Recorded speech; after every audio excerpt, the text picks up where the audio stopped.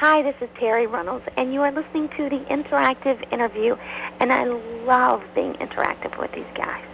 Interactive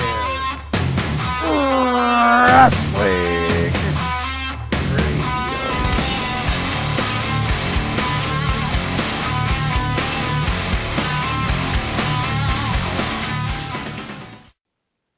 Hello, everybody, and welcome to another edition of the Interactive Interview on the interactiveinterview.com, as always, courtesy of ProWrestling.com.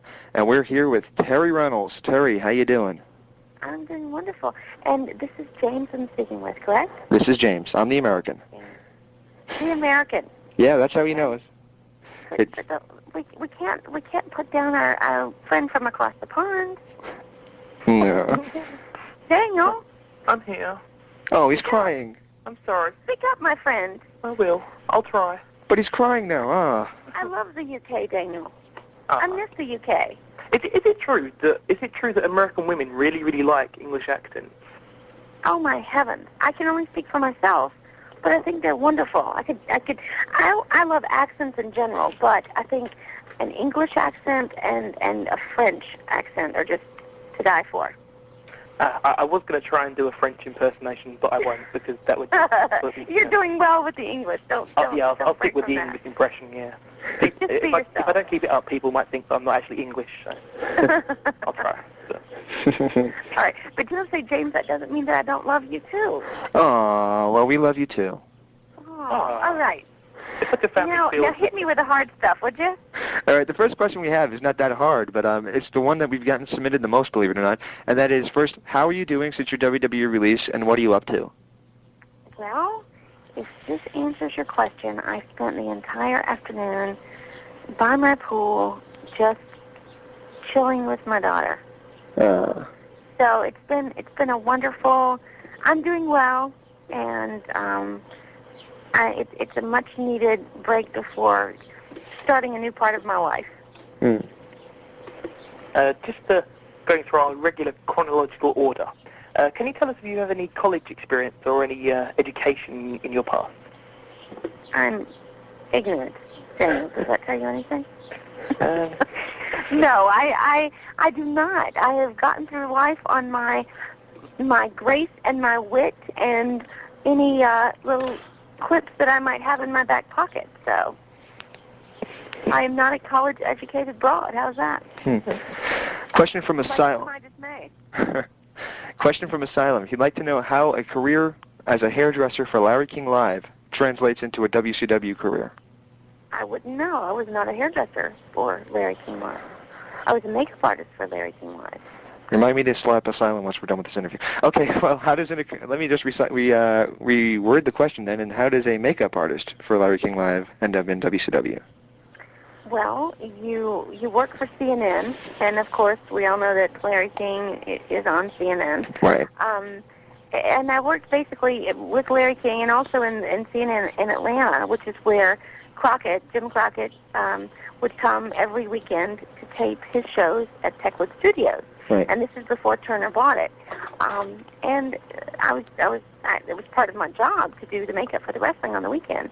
And Ole Anderson is the one who asked me if I would become an on-air character. And he kind of gave me the concept of the character, and I came up with the name Alexander York. And I guess the rest is history. How did you end up meeting your ex-husband, Dustin? I was working with WCW. I was Alexander York, and he and his dad. Well, his dad had been one of the producers for a while, but Dustin was never, at TVs. And then all of a sudden, Dustin, started showing up at TVs. I guess he got old enough to come to work with Daddy. Right. And it was honestly one of those things where he just charmed the socks off of me, and we were in Phoenix for a pay-per-view, and I just remember, he got out of the cab. We were at the Hilton Hotel in Phoenix. He got out of the cab, and I could have sworn that fireworks went off, and I heard music playing, and we just, he asked me out the next day for lunch. He asked me out for dinner that night. The next day for lunch, the next day for dinner, and I think we pretty much just went from there. Oh. So. And how did Dusty treat you? Dusty treated me great until he found out I was dating his son. That was an interesting thing. I had a great relationship with him, and I think there's an interesting dynamic between father and son that I could probably speak to very honestly, but out of respect for Dustin mainly, I won't go into it. I think that's his place to talk about. But I think Dustin deserves a lot of credit from his father, and hopefully one day he'll get that. That's all I'll say. The first time any of us got a chance to see you was as Alexandra York, as you talked about. How did you enjoy being in front of the camera as opposed to being behind the camera? Well, I always have been in entertainment. From the time I was 3 years old, I was in dance and theater, and so kind of being makeup artist was not, I was good at what I did because I was an artist, but I didn't enjoy it as much as entertaining and being in front of the camera. So it was awesome. I loved it. Now, if you created the Alexandra York character, or the name... No, I only named her. I created Marlena, but I did not create Alexandra York. Ah, see, so which one out of, Marlena and Alexandra York did you prefer playing? And playing yourself? Those three. Oh, Marlena, definitely. I had a blast with Marlena. My whole thing was, I came up with Marlena. I was laying in our tanning bed one day when Dustin was on the road. Dakota was like a year and a half old, and I'd been out of it for a while because of, being pregnant and then giving birth, and then Dakota was a year and a half old, so that's quite a while of being out of entertainment. And, I just missed it so much. And I started thinking about, okay, what does the show not have? And at the time, there was only, actually at the time I thought of it, there was only Sunny. And she was more of like the cheerleading, persona. And before her had been Sherry Martel, which is a very, kind of a in-your-face and crass kind of female. Right. But they really need some femininity, some glamour. And since Dustin was playing this Hollywood director, or this Hollywood actor, I thought, well, how cool would it be to have, like, old Hollywood glamour come into play? So I called Dustin one night and said, and I had even seen this Barbie doll that Bob Mackie had designed the costume for, and it was all gold. And I thought, God, how incredible would it be to just have that kind of costuming and bring glamour back? And so I called Dustin and gave him my idea, and I said, will you call Vince and tell him? And he said, I'm not calling him, you call him.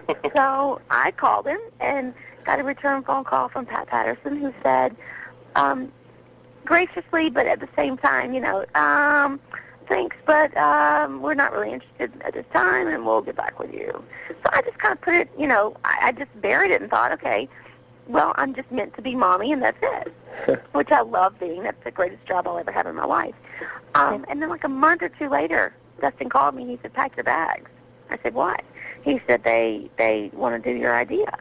So they flew me in, and literally the rest is history. I came up with the name, the concept, the cigar smoking, all of it. And they supported it and liked it, so I'm appreciative to them, and I loved when we were pissing people off like crazy. I was in heaven. I thought I really loved doing that with Dustin. What inspired the name Marlena? Do you remember the old actress Marlena Dietrich? Actually, yes. Well, you remember how she was kind of an androgynous female? Mm-hmm. She was female, but she was probably the most androgynous of her time. Right. And I thought since Dustin was doing this whole androgynous character, right. Well, why not, I just kind of played off of her androgyny and took that name. Spelled it a little differently, but that was the concept. Speaking of Dakota, would you ever kind of advise any children of yours, or friends, or people that want to get into the wrestling business? Would you advise them to do it? I just answered this question, and I will tell you, my gut instinct screams no, because of while I love this business, I will always love this business. and I'm so blessed to have been apart for so long. At the same time, if you have any weakness, it brings it out and it preys upon it, and it's hard. I mean, it's a tough business. And if she came to me and said, Mom, this is my passion, this is what I want to do, and she put her heart and soul into it, excuse me, I would have nothing, loving my daughter, I could do nothing but support her. Right. If you ask me selfishly what I want her to do, I want her to, marry Prince Charming and just bake cookies, have babies, and be happy. Quickly running back to what we were talking a second ago about Goldust character. What was your impressions? Podjo Jones wants to know. What was your impressions of Goldust, actual, the character itself? Not the person, but just the character? Yeah, just the character, yeah. At first I thought, okay, this is weird. Why in the heck does Vince want Dustin to play such a wackadoo character? But then, Dustin is not, even though there's part of Dustin that is the Texas, tobacco-chewing, boot-wearing guy, there's another part of him that's very artistic, and that's kind of avant-garde in some ways. So, in essence, Vince kind of peered into Dustin's soul where I wasn't even aware that he was seeing what he was seeing, and was able to create something that Dustin could really sink his teeth into. The gay kisses and things didn't bother you at all? No, because here's what I really believe. If I kiss Val Venus, right. That was my job. If I play a murderer on TV, it doesn't mean I'm a murderer. If I play, some cheap, sleazy hoe, right. which God knows they've wanted me to play at times in my career, that doesn't mean that's who I am. Far from it. I'm a very passionate and sexual being, but with the person I'm with. So I understand. You put yourself into that role. You play it with all your heart and soul, and that's that. And when they say cut, that's it. They eventually got away from the Goldust being gay character and allowed you to be more of a sex symbol, for lack of a better term. On Shotgun Saturday Night, one of the you did a thing where you flashed his opponent. The question that's which opponent that was? I want to say Flash Funk, but I'm not sure. No. Who was it? Do you remember the character Rikishi used to be? Fatu? Samu? Fatu? Sultan. Sultan, oh yes. That's it. Oh, okay. Good question. The question was, the internet went absolutely bonkers over that. I remember because I was on it. I can't figure out how to word this without blushing, so I'm just going to say it. Well, were you blushing? So go ahead. Were you literally exposed, or was there some sort of a safety net? I have never been exposed like that, nor will I ever be. So if you ever see a picture of me naked on the internet, trust me, it's not me. And that has bothered me too. No, I was covered. You could not see that from the back, which is, of course, what we wanted you to think was that, I was naked. And, it was not something that I was really excited to do. It was something that Vince wanted me to do. And, again, I'm not necessarily there, especially at that point in time. I wasn't there for any sort of intellectual quality. I was there for a TNA factor, and I understood that. I understood what my place was and my purpose was. So for me to say, no, that's not my character. So many people will say, oh, my character wouldn't do that. Well, bottom line is, if the boss says to you, you're doing this, if you're a smart cookie, you do that. That doesn't mean you always like it. If you work for IBM and the boss says, I want you to do this, you might not like it, but you kind of, if you like what you do and you want to keep your job, you do it. And so, I loved what I did, Vince was so gracious afterward. He came up and hugged my neck and said, "Thank you so much," which meant a lot to me because it meant that he realized I wasn't super keen on doing it. And he appreciated me kind of stepping outside of my comfort zone to do something for the sake of the show and for the business. I'm not sure if there's going to be anything in here, but you just mentioned something about doing what the boss says. Do you have any opinion at all on the Bret Hart, Shawn Michaels thing from the Survivor Series? I guess you get to a certain point where you have to pick and choose your battles, you know? Right. If I were to speak out every time I disagree with Vince, Right. I think I'd be really foolish. Vince is such a genius and I cannot tell you the respect I have for Vince. Mm. That doesn't mean I've agreed with everything he's done, but I still have so much respect for him and love him to pieces.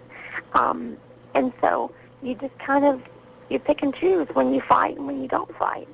And, you know, to each his own. I can't say what either of them should have done because I wasn't in their shoes. But, you know, if that was a battle they felt, you know, they had to fight or not fight, then, you know, that's where they were at that point in time. And again, I can't fault Vince either because ultimately he has, if Vince were to put everyone's personal issues at the forefront, there would be no WWE. Absolutely. There just wouldn't be.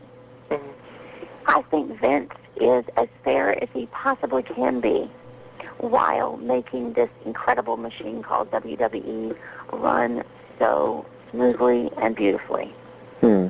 Just to put you on the spot really quickly, what do you think has been Vince's best decision in the entire time he's been running the WWF? Oh, hell, Daniel, hiring me. For heaven's sake. Oh, of course, sorry. You know what I think has been a really smart move, and I will not tell you the person who said this to me, but a long time ago I thought that women should have a much larger role, and I was told by this person who was close to Vince, you're not there to be a star. You're there to just accent this person. And I remember thinking to myself, boy, you got it wrong, because we are like an icing on the cake. If you have a cake and no icing, that's a really, you know, okay. Right. And if you have too much icing, if you have too many women, you kind of go, you want to spit some of it out. Right. But if you have a cake with the perfect amount of icing, it's like, melt in your mouth. It's wonderful.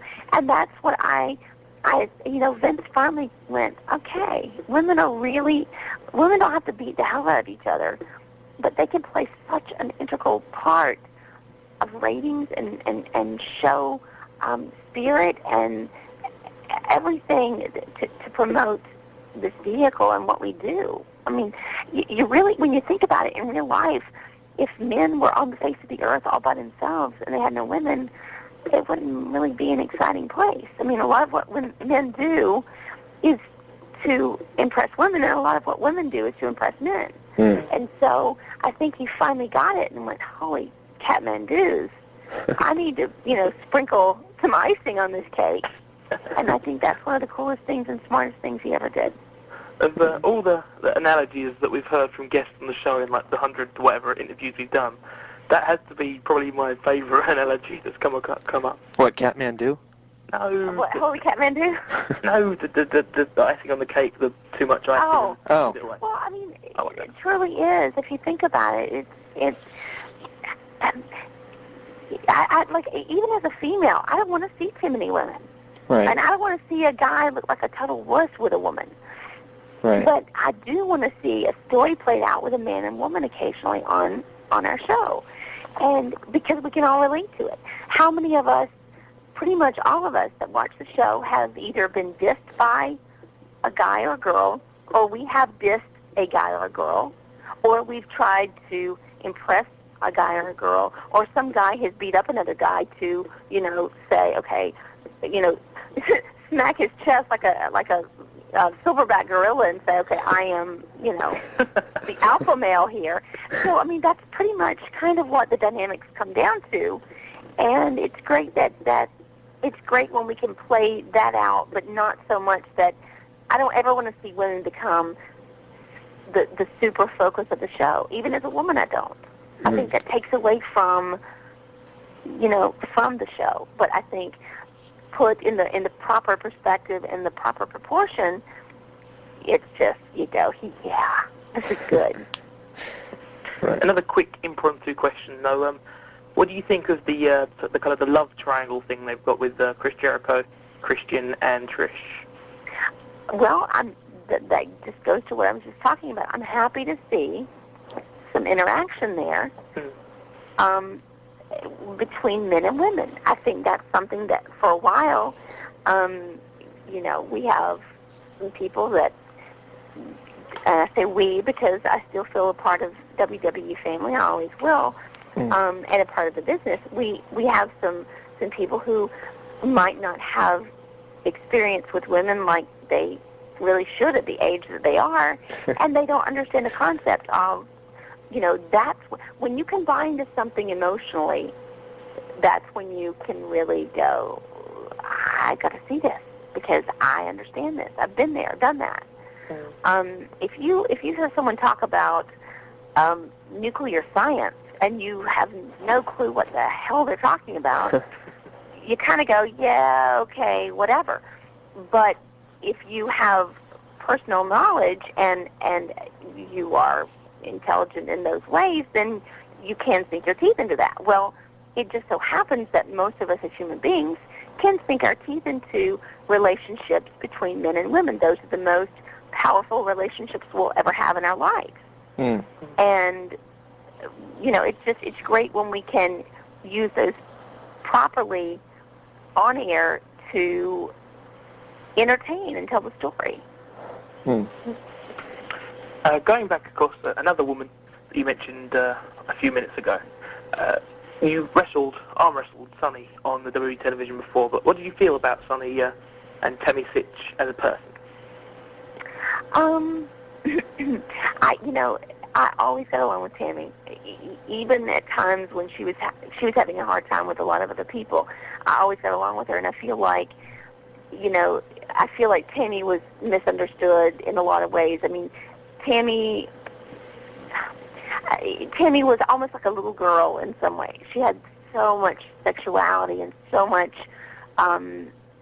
She was so appealing in so many ways, but I think what she did a lot of times was, once she was off camera, she didn't make the most wise choice, and that might have been a downfall. You had a major feud with Brian Pillman. I know you knew Brian Pillman from back in the WCW days as well. First of all, your memories of the feud with Brian Pillman, and does that go hand in hand with what you were saying about male and female relationships? Yeah, and I think of Brian quite often. The night that he died, the night he died, I was, we were in the middle of that whole angle, right, with Dustin and Brian and myself, and I remember going backstage and saying, Dustin, gosh, I remember he cut me that night with his fingernail because he handled me so roughly, and he was just not himself that night. And I remember saying to Dustin, I'm worried about him. And I walked up to Brian and said, Brian, are you okay? And he said, yeah, nobody will let me ride with him. And I came so close to going to Dustin and saying, can we give him a ride to the hotel?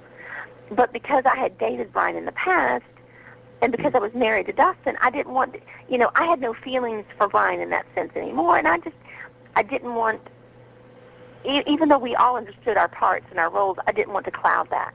Right. By having Dustin mistake what was now a friendship for something that, was more than a friendship.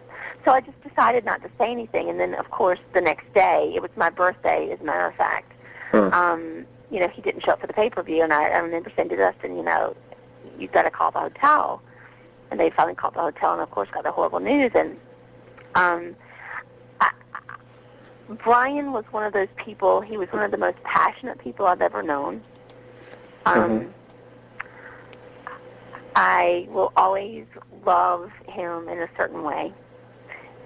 I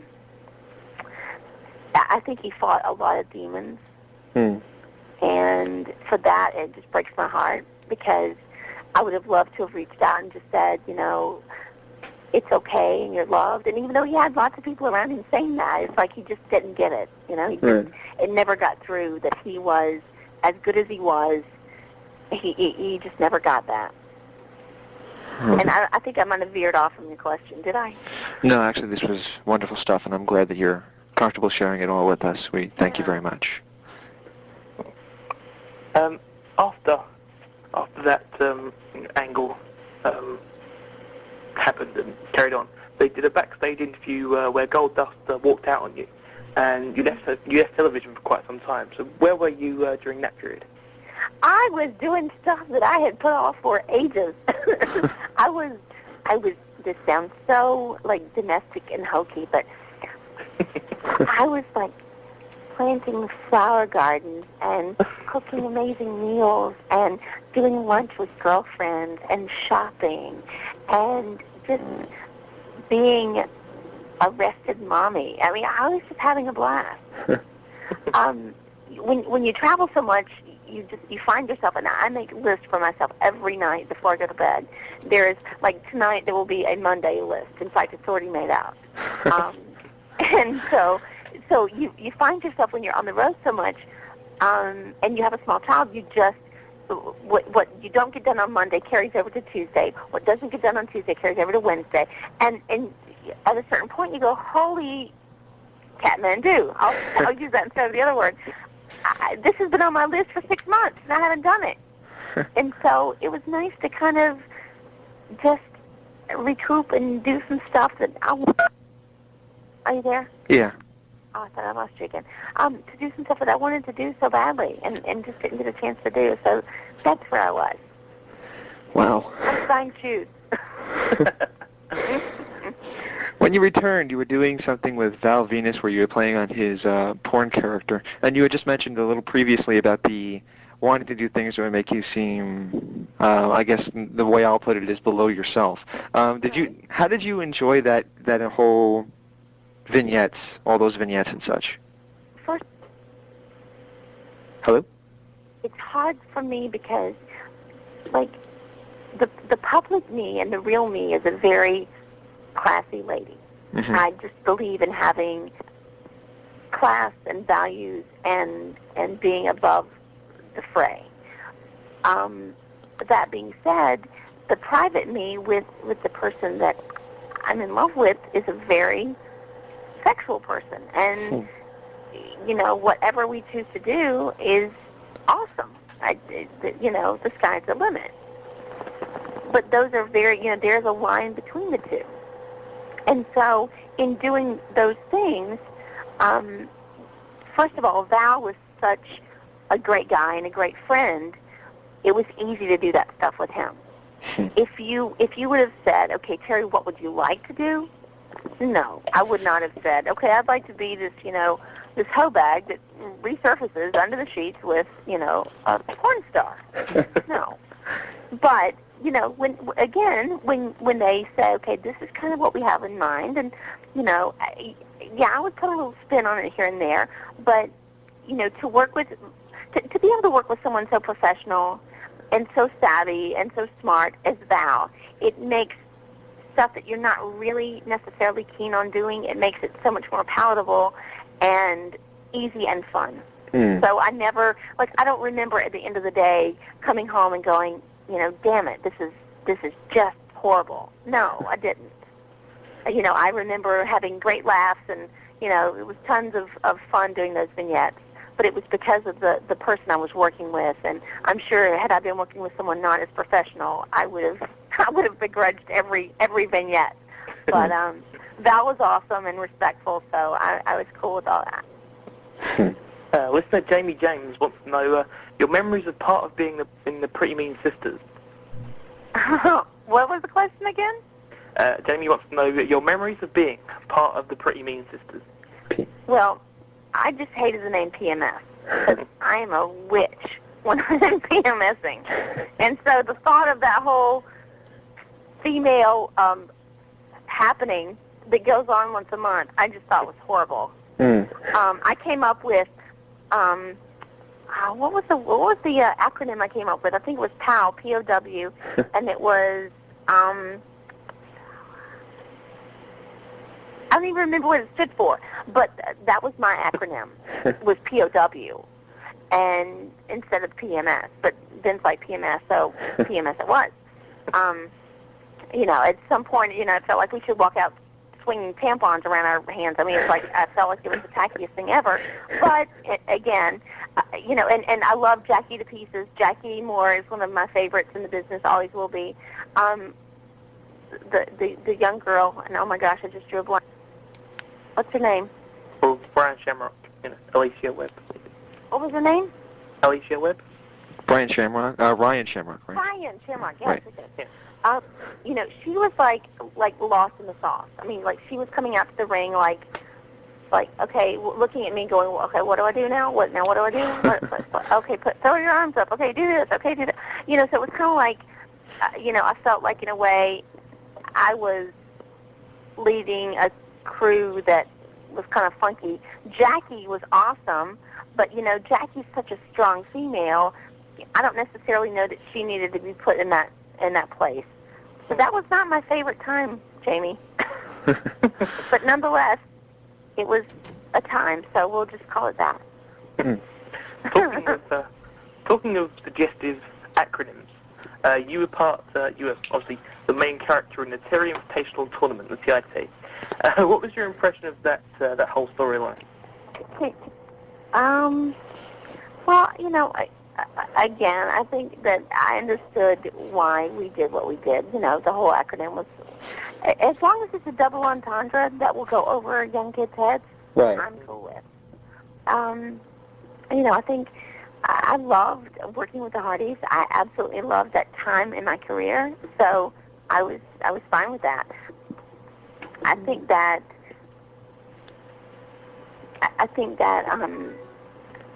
when you like, for instance, I remember Dustin doing some vignettes where he would say things like, and I'll come in the back door, and that a young kid won't get, but that every adult knows exactly what you're referring to. So, as long as it's done that way, like, I love sexual double entendres and being able to use them where the adults get them and the kids don't, I really loved the cigar ones, too. I used to love smoking cigars. This is the honest truth. I loved smoking cigars.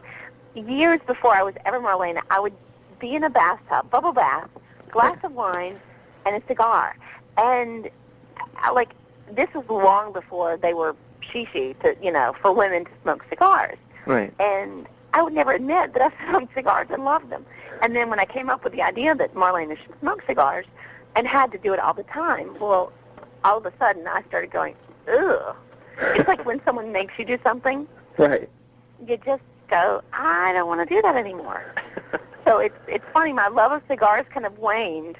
And I have a great friend who owns a cigar company, and in fact, I'll give him a plug, Indian Tobacco Cigar Company, Rakesh Patel, and he, I love going to the big smokes with him now, and I love smoking his cigars, and I still do occasionally in a bubble bath, but thank goodness it's not like where I have to do it all the time. And Monica Lewinsky and I have nothing in common. How's that? Okay, good. All right, you took some pretty wicked bumps with the Dudley Boyz. What kind of wrestling training did you receive to take such brutal bumps? Well, first of all, I never wanted to be a wrestler, and I have to give credit to all the women and men who their dream was to go out and be wrestlers. I respect them so much because of the brutal lives that they led before they ever got to our business. My thing was entertaining and being a manager, and that's what I love to do. When it comes down to it and Vince says, I want you to take this bump or this bump, I started loving to take bumps from the guys. I really loved the big bumps. I hated and still hate to this day an organized wrestling match between me and another woman. And my stomach turns into knots. I hate it. I don't like it. And number one, it's because it's not my passion, and number two, because I'm not trained properly. Right. But you know, whatever I was asked to do, I tried to do it to the best of my ability. And it's so funny the night that I was doing that with Bubba Ray, you know, that was the first time he'd ever put a woman through a table. And he was a very confident wrestler. However, when Vince came to him and said, you know, are you sure about this? And came to me and said, are you sure you want to do this? And, you know, and he said to Bubba Ray, don't you let anything happen to her. Well, I think he put the fear of God in Bubba Ray. So, therefore, I literally, you know, he absorbed everything. I felt nothing. And, I mean, I'll lie. I hurt the next day, but not like I should have. And to this day, I tell him, you know, you owe me one. I have to go through the table again and feel it because you took too much of that from me. But I think he did it just, you know, it was the first time, and he was scared to death of something happening to me. So, in retrospect, I didn't really take that table like I wanted to. Is this the first time you've listened to the interactive interview? Never fear. All of our shows are archived and available to download today for free by clicking over to theinteractiveinterview.com.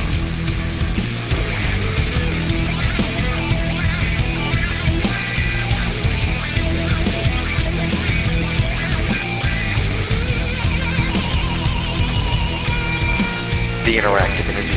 Finally, a wrestling audio show for the fans.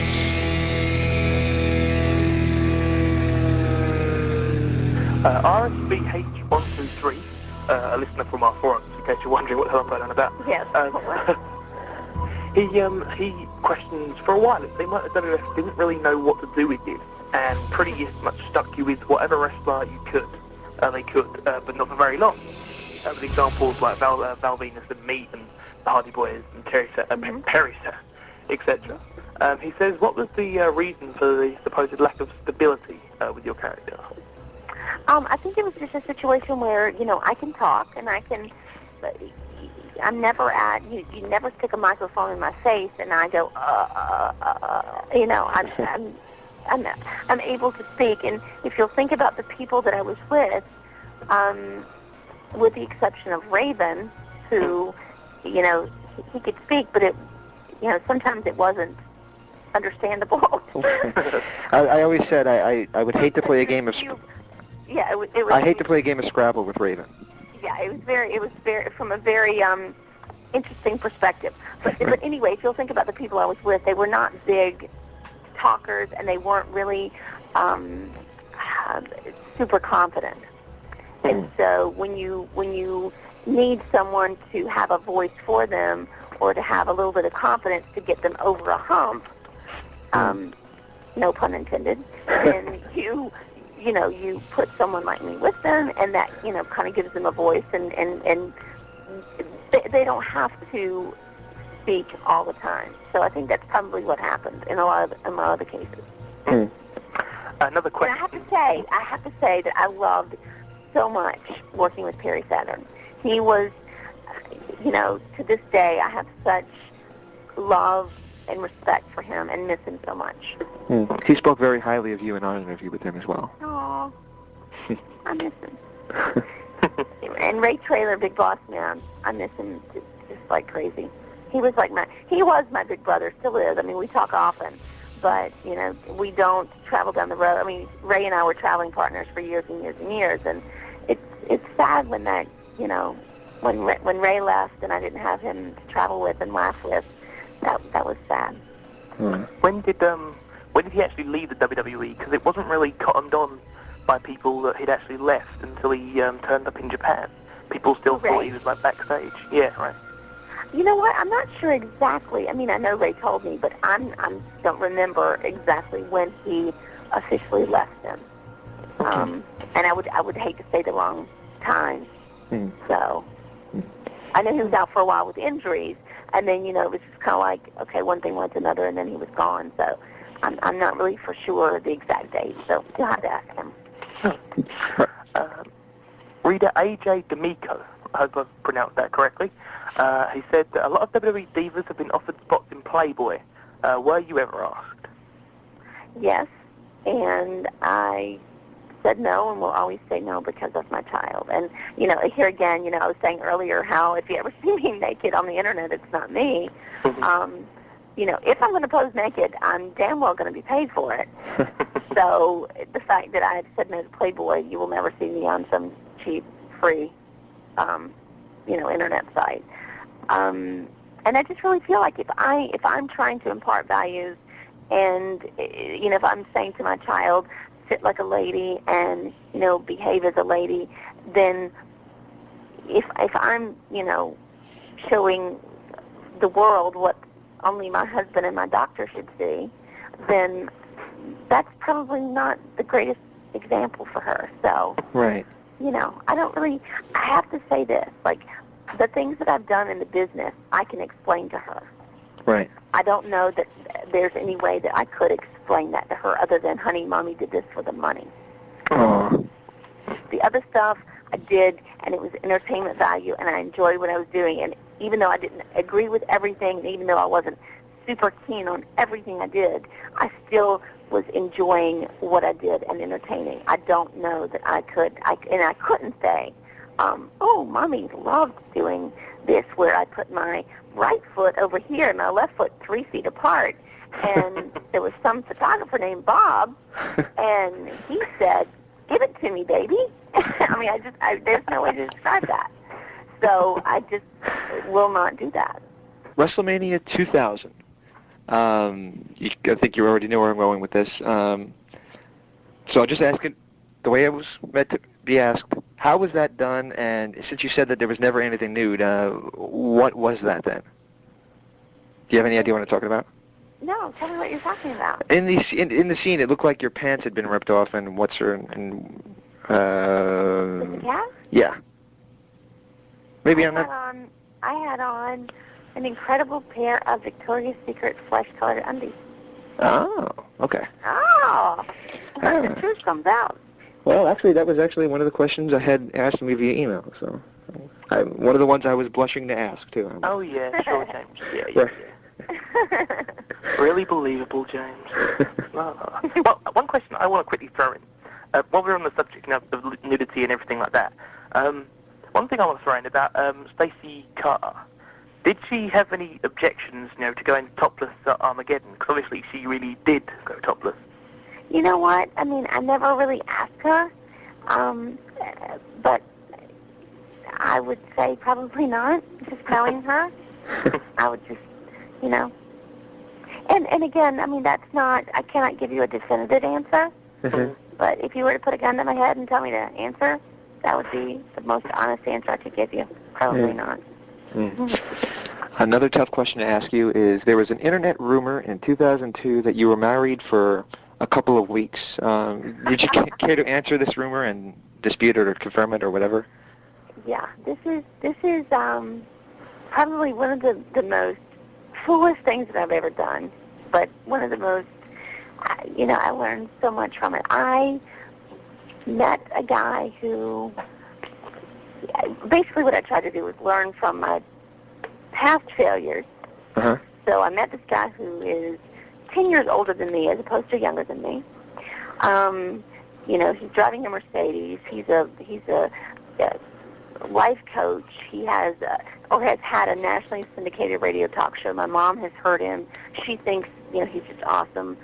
And basically I went to see him as a life coach because just, when you have the life we have, it's just like sometimes things just literally swirl out of control as far as schedules and time and, trying to be super mom and super this and super everything. And so my mom said, why don't you go see this guy? I've listened to him. He's awesome, and he now lives where you live. And so it was almost kind of a funny thing to appease my mom. I went to see him. Uh-huh. And, his whole deal is he asks you to write down everything that your most intimate fears, desires, everything. Well, he asks you to answer 3 questions at the end of each session with him. Mm-hmm. And basically what started happening was the questions would end up focusing around what kind of man I wanted. So little did I know, I was kind of caught up in the moment. This guy was basically kind of figuring out a blueprint as to what would kind of snag me. And I don't think it was very, ethical nor professional for him to do so. But within 2 weeks, the guy asked me to marry him. Within 6 months, I was married to him. And without saying too many negative things, because, I would like to consider this part of my past and that I've moved on. Right. Like, to hear him speak, to hear what his message is, had I not seen what I had seen behind closed doors, I would just swear that you were lying to say that the man was a wackadoo and violent. Yeah. But it was one of those things where I knew just before my wedding. My mother asked me, "Are you sure you want to go through with it?" All I could think of was, "Oh my gosh, all these people have flown in for my wedding. I have to go through with it." And I did. A month later, I went, "This is not healthy, and I'm going to end up being hurt." And I told him to get out of my house. He had moved into my home, and I said, "Get out of my house." And that was, I think that was Thanksgiving. On Thanksgiving, I said that. Yeah. So. Well. Anyway. Yeah. What is your impression of the internet reporting such intimate details of these people's lives? Let me go back and say something really quickly. Okay, sure. I have to say, in that respect, that I think the thing that bothered me the most was, number one, I am a good judge of character. I'm a strong person. It bothered me that I had allowed myself to make such a poor choice in such a short amount of time, and it bothered me that my choice had affected my child. The good thing I can say is that, when I told Dakota about it, Dustin was with me, and he was very supportive, and I thank him for that. And we sat and we told her, "Mom made a mistake, and I hope that if you take anything from this, you take that, you never have to be mistreated, and you can always, it doesn't matter what anyone thinks or says, you can choose to keep yourself safe and healthy." And bottom line, the greatest lesson I hope she got was make a wise choice and give yourself time enough to make a wise choice. So, that being said, ask your question.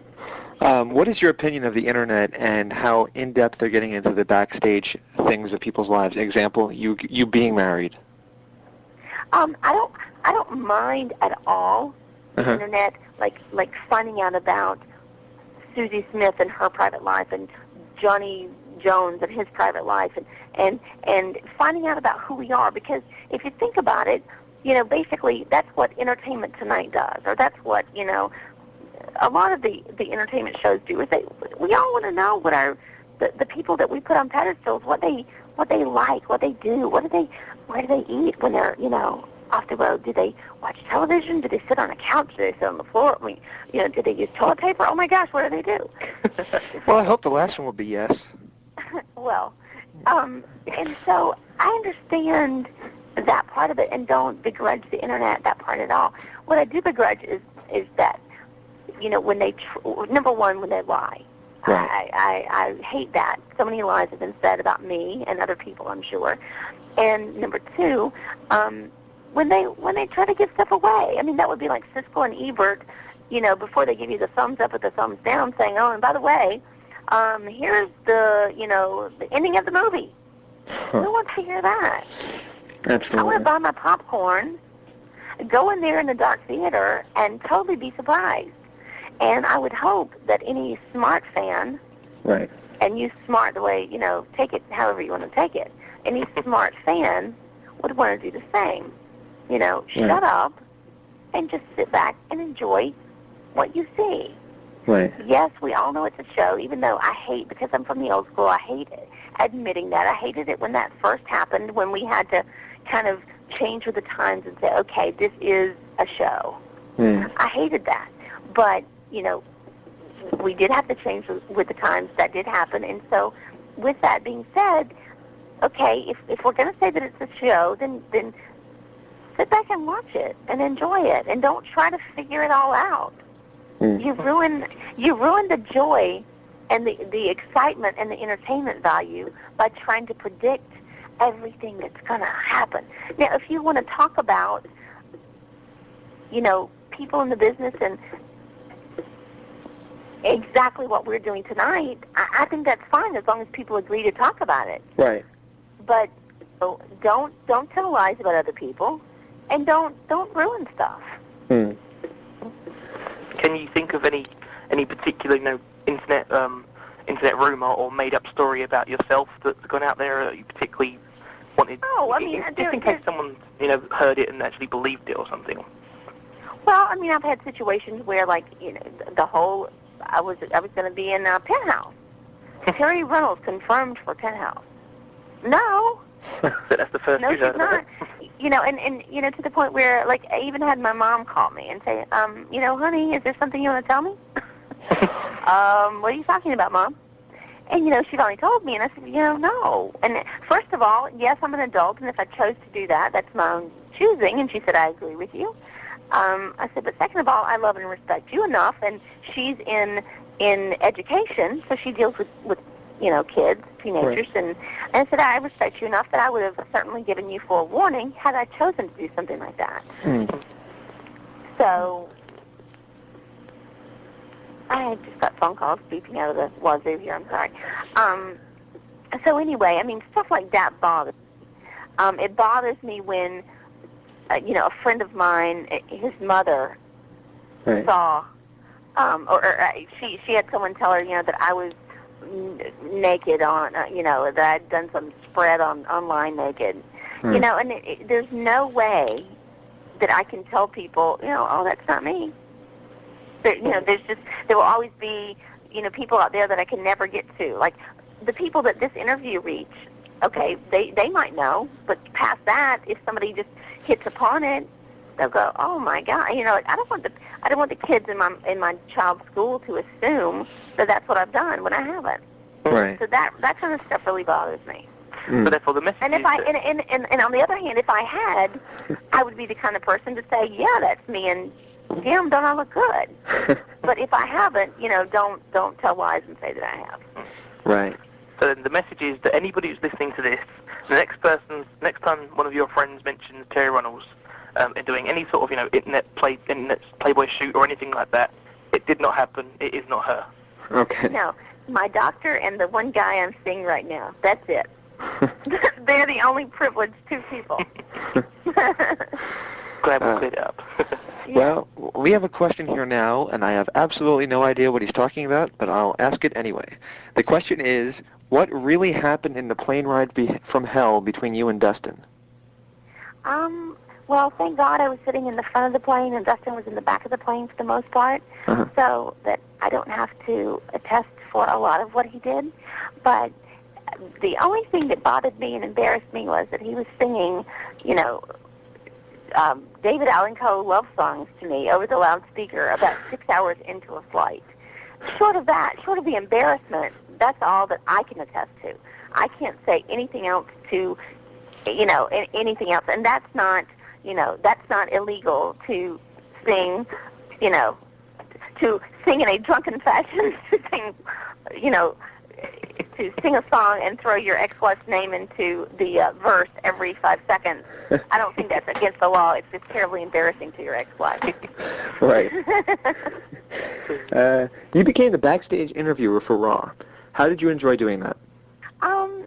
I liked it. The only thing I didn't like about it was that it was just very, after a while, how many times can you say, so how do you feel about this match? So, how do you feel going into this match? So, Hello? I'm a much more spontaneous person and a much more, there's too much,